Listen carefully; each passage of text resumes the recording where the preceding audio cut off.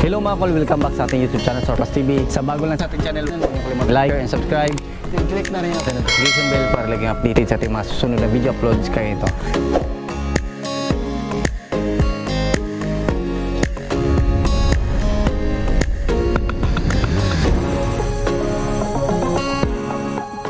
Hello mga kol, welcome back naman dito sa ating YouTube channel. For today's video mga kol, pakita natin yung ating fully custom na DE17V all-wheel drive automatic RO6A engine VVT turbo. So check natin mga kol, then tapusin natin yung video kung magkano yung presyo sa ating setup ngayon. So yung basic setup nito is nasa 330,000 plus upgrades. So tingnan natin kung ano yung mga upgrades nitong ating unit.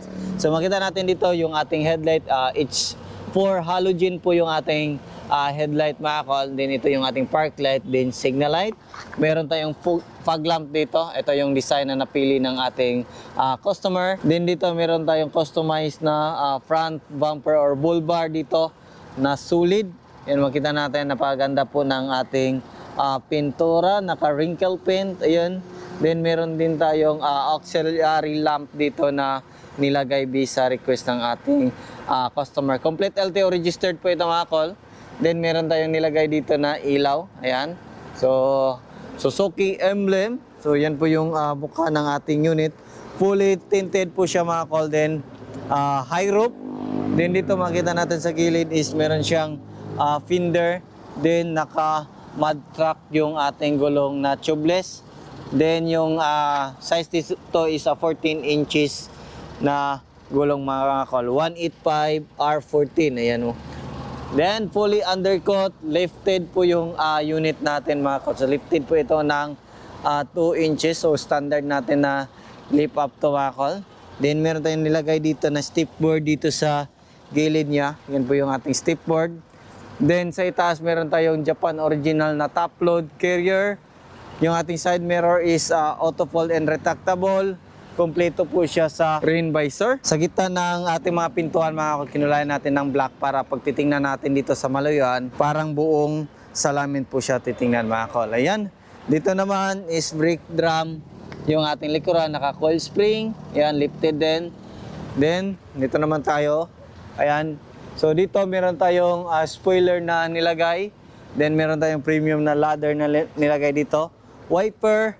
Then meron tayong third light dito mga kol. Tapos yan, Suzuki emblem. Then ito yung ating container na nilagay. So yan po yung gusto ng ating customer. Then dito meron tayong customized na taillight from Jimny. Ayan, so makita din natin yung bumper natin na solid.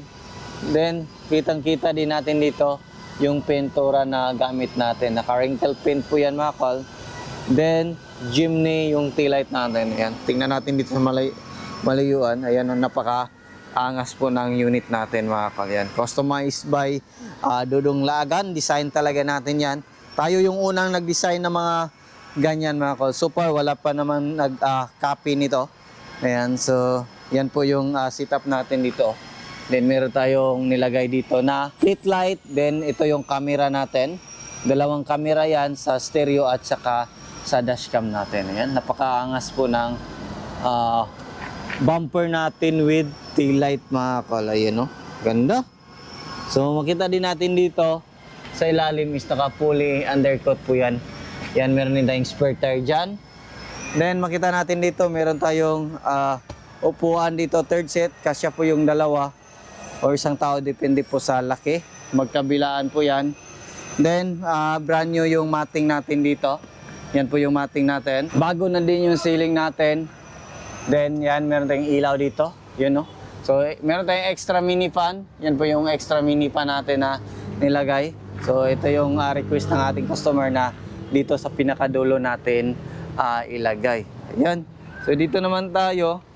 So, yan. Sliding. Manual yung sliding natin. Yan. Naka-captain seat. Meron siyang headrest, armrest, then power window. Then meron siyang bottle holder. Then dito makita natin is brand new yung mating natin. Tapos dito, yan, naka-plastic na po yan. Basta mga captain seat, plastic dito. Then dito yung ating jack at saka tie range. Ayan. Makita natin. Ayun. So, nasa loob. Yan, so balik natin. So dito naman tayo sa harap natin. Yan, sa harap natin is all power window yung likuran, power window yung harap natin. So check natin. So goods. Taas natin. So goods. Then dito sa gitna, check naman natin yung ating mga sliding. Ayan, so goods sa kabila. So goods din. Angat natin, angat dito is goods din. So makita din natin dito, meron tayong cup holder, meron tayong extra lagayan dito. Then ito yung dashboard natin, meron tayong mga cup holder. Left and right yung cup holder natin, meron din sa ating door pads. Ayan, so dito rin, makita din natin, meron din siyang lagayan dito. Then naka headrest, armrest, then ito yung seat cover natin. So ito yung napili na design ng ating customer. Then yung kagandahan nito sa mga D17B is meron siyang headroom dito. Meron tayong pwede natin lagyan ng maramihan dito sa itaas natin. Then sun visor, left and right kompleto. Then ilaw dito. Yan. So goods. Then meron tayong dashcam. Then dito meron tayong Android touchscreen stereo with reverse camera. 9 inches po yan mga kol. Then yung dashboard natin is back to original po yung ating kulay. Yan po yung kulay ng dashboard natin. Then dito, ito yung panel natin or cluster panel. So makita natin dito yung RPM natin. Naka-andar po yung unit natin. Pero napaka ano po ng andar, napaka ganda po ng andar. Halos hindi natin rinig yung kanyang andar ng makina. So dito yung ating speedometer reading, din yung gas natin. Then yung mileage natin is 144,320 km yung total na tinakbo ng ating sasakyan. Steering wheel, original din, nilagyan din natin ng steering wheel cover para maganda. Then dito meron tayong mga fog lamp switch, ayan o. Yun. Then ito naman sa fog lamp natin. So yan, dito headlight adjuster, yan. Then dito yung ating parking brake pedal din yung ating accelerator pedal. So brand new din yung mating natin dito. Yan. So yan oh. So yan po yung setup natin. So dito naman tayo. So turn na natin yung ating hazard switch. Then yung ating aircon. Yun.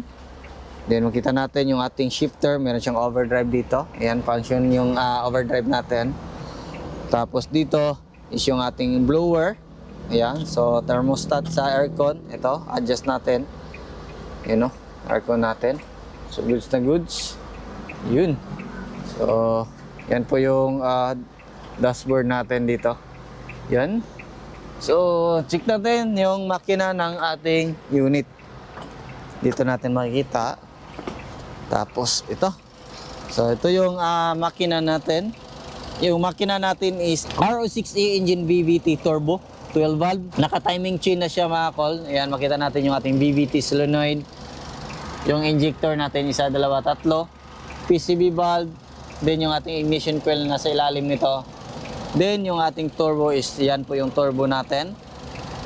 Oxygen sensor. Then yung ating ano dito sa gilid, nandito yung ating camshaft sensor. So yan po yung andar natin.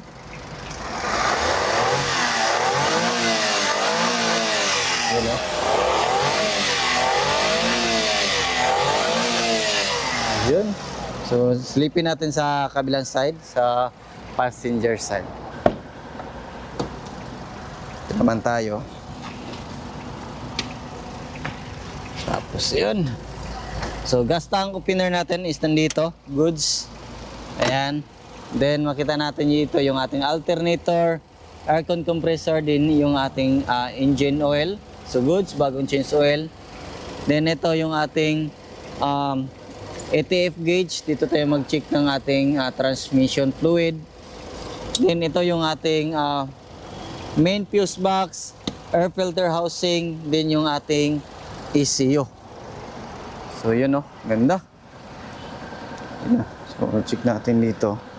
Yan po yung ilaw ng ating unit sa harap. Yun oh. So check natin sa hood natin. So check natin. So, yun. Ito yung stick natin. Tapos, makita natin ito yung ating coolant reservoir. Coolant yung mga nilalagay natin dito.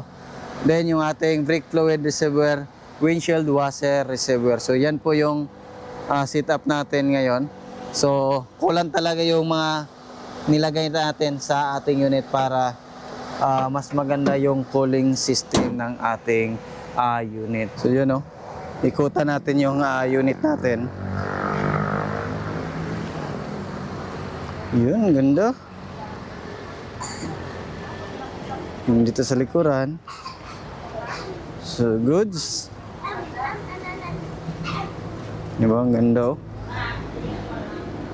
So, yung presyo nito mga kol is sumabot po siya ng 488,000 all in na po yan.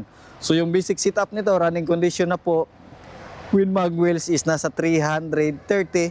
Pero kung merong customize katulad nito, maraming upgrade, then modify na unit is sumabot po siya ng 488,000. So, yung presyo natin dito is magdepende po yan kung ano yung setup na gusto nyo na gagawin. Kung gusto nyo ng mura, makapagbigay din kami ng mas mura na setup. Depende din yan sa inyo. So, ito is request po ito ng customer.